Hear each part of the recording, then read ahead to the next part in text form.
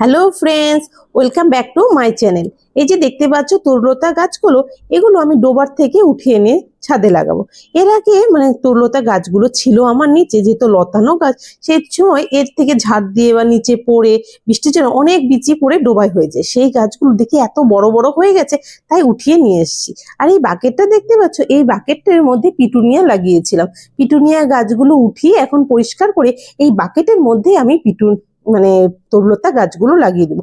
তরুলতা তো আমি বিভিন্ন কালারের লাগিয়েছিলাম, কিন্তু এর মধ্যে হয়নি, শুধু গোলাপি, সাদা আর লাল, এই তিনটে কালারই আছে। এখন বুঝতে পারছি না কোনটা কোন কালার হবে, তো আমি উঠিয়ে নিয়ে এসেছি।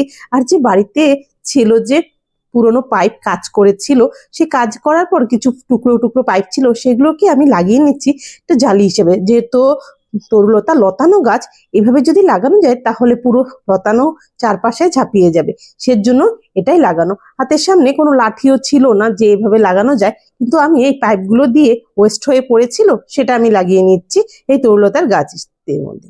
তো বলো কেমন হয়েছে এই গাছগুলো লাগানোটা? অবশ্যই এটা বড় হলে প্রচুর পরিমাণে যখন ফুল ফুটবে, দেখতে খুবই সুন্দর লাগবে এই তরুলতা গাছগুলো, যদি বিভিন্ন ধরনের কালারের হয়ে থাকে। বোঝা যাচ্ছে একটা লাল আছে, কিন্তু বাকিগুলো কি হবে সেটা বলতে পারছি না। তো বলো গাছগুলো লাগানো কেমন হয়েছে? তোমরা চাইলে এভাবেই লাগাতে পারো। যে ব্লগটি ভালো লেগে থাকলে লাইক, শেয়ার এন্ড সাবস্ক্রাইব অবশ্যই করবে।